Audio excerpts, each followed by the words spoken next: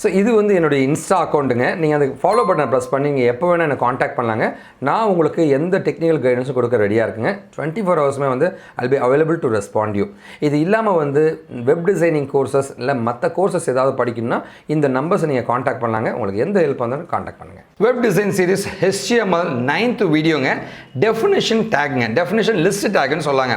அதாவது நிறைய வெப்சைட்லலாம் பார்த்தீங்கன்னு வச்சுங்களேன், டெஃபினேஷன் அப்படி ஒரு what is HTML definition, what is CSS அதுக்கான டெஃபினேஷன்ற மாதிரி கொடுத்துருப்பாங்க. இந்த மாதிரி டெஃபினேஷன் இருக்கிற நிறைய வெப்சைட்ஸ் இருக்குங்க. அது எல்லாத்தையுமே வந்து கொஞ்சம் லைக் ஒரு மாதிரி ஒரு மீனிங்ஃபுல்லாக கொண்டு வரலாமேன்னு திங்க் பண்ணாங்க இந்த HTML5 அப்படின்ற சிமாண்டிக் வெப்லங்க. அதனால் வந்து டெஃபினேஷன் டேக்ன்றதே ஒன்று கொண்டு வந்தாங்க. அது டெஃபினேஷன் லிஸ்ட் டேக்னு சொன்னாங்க. ஏன்னா லிஸ்ட் பண்ணுறோங்க. ஸோ டெஃபினேஷன் லிஸ்ட்டில் பார்த்தீங்கன்னா DL அப்படின்ற ஒரு டேக்குங்க. அதுக்கு கீழே பார்த்தீங்கன்னா வந்து டெஃபினேஷன் டேக் என்னப்பா, வாட் இஸ் HTML, அதுக்கான டிஸ்கிரிப்ஷன் என்னப்பா, டெஃபினேஷன் டிஸ்கிரிப்ஷன் சொன்னாங்க. ஓகேவா? லிஸ்ட்டுக்குள்ள டேக் இருக்கும், டேகுக்குள்ள உங்களுடைய டிஸ்கிரிப்ஷன் இருக்குங்க. இந்த மாதிரி வந்து பிரிக்க ஆரம்பிச்சாங்க. இதுதான் டெஃபினேஷன் லிஸ்ட் டேக்னு சொன்னாங்க.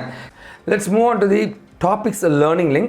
This link is available in the description and in the first comment. So இங்கே பார்த்தீங்கன்னா வந்து நம்ம டெஃபினேஷன் லிஸ்ட் டேக்குள்ள போகிறோங்க. டெஃபினேஷன் லிஸ்ட் டேக்னா நான் சொன்ன மாதிரி எப்படி இருக்கும் அப்படின்னு கேட்டிங்கன்னா வந்து DL அப்படின்றது தான் இந்த டேக்குங்க. இந்த DL டேக் அப்படின்னு பார்த்தீங்கன்னா இங்கே பாருங்களேன், இது வந்து கண்டிப்பாக வந்து உங்களுடைய பாடி டேக்கில் தான் வந்து மேக்ஸிமம் டெஃபினேஷன்லாம் போடுவோம் இல்லையா, கண்டென்ட்டை போடுறது அங்கே தான் போடுவோம். Definition list take DL டேக்குங்க. அதுக்குள்ளே டேக் என்ன, HTML, அதோடைய டிஸ்கிரிப்ஷன் என்னப்பா கொடுத்துருங்க. ஸோ இந்த மாதிரி தான் வந்து ஸோ டேகுங்க, டிஸ்கிரிப்ஷன், டேகு, டிஸ்கிரிப்ஷன், இது எல்லாமே ஒரு லிஸ்ட்டுக்குள்ளே இருக்கும். அது எல்லாமே டெஃபினேஷனாக இருக்குங்க. ஓகே சார், டெஃபினேஷன்லாம் வேறு எங்கன்னா போடலாங்க, தப்பு கிடையாதுங்க. கொஞ்சம் மீனிங்ஃபுல்லாக இருக்கிறதுக்காக ஒரு சிமாண்டிக்னா என்ன, மீனிங்ஃபுல்லாக சரிங்களா, ஒரு ஒரு ஒரு ஒரு விஷயம் ஒரு குரூப்பிங் வந்து ஒரு காரணங்களுக்காக பண்ணுறது தான் வந்து உங்களோட சிமாண்டிக் டேக்ஸ்ன்னு சொல்லுவாங்க. ஓகேவா? இப்போ இந்த டெஃபினேஷன் லிஸ்ட் டேக் பார்த்துருக்கோம். அதுக்கான டேர்ம் டேக் எப்படி, அதோடைய டேர்ம் டேக்கும் அதோடைய டிஸ்கிரிப்ஷன் டேக்கும் பார்த்துலாங்க. டேர்ம் டேக்னா வந்து DT அப்படின்றத வந்து டேர்ம் டேக்கு சொல்லுவாங்க. டெஃபினேஷன் டேக்குங்க. ஓகே, டேர்ம் டேக்குன்னு சொல்லுவாங்க. DT அப்படின்ற மாதிரி சொல்லுவாங்க. இதுதான் அந்த DT, அதாவது ஹெட்டிங்க. ஓகேவா? அதுவே வந்து டெஃபினேஷனுக்கான டிஸ்கிரிப்ஷன் டேக் தான் DD அப்படின்ற மாதிரி ஸ்பெசிஃபை பண்ணுவாங்க.